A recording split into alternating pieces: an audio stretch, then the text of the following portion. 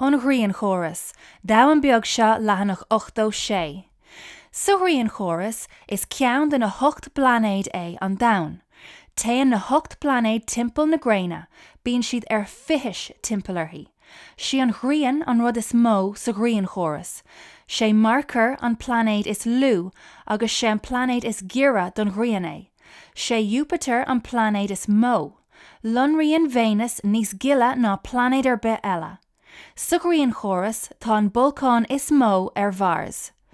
Sé Saturn an planéid is éadrama agus tá fáinní timpeall.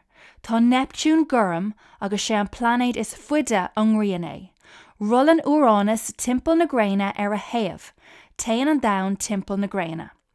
An Ghrian, marcar, Venus an domhan, Mars, Jupiter, Saturn, Uranus, Neptún. Anamnig na planéid, tosaigh leis an planéid is gira don Ghrian. Lé an lead faoi gach planéid, scríomh an tanam ceart, uimhir a hain, tá dá álan gurm an blanéid seo. Uimhir a dó, tá muid inar gcónaí an blanéid seo.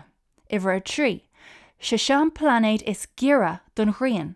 Uimhir a chathair, se an planéid is mó. Uimhir a cúig, rullan an planéid seo timpeall na Gréine a thaobh. Uimhir a sé, tá an bholcán is mó an blanéid seo.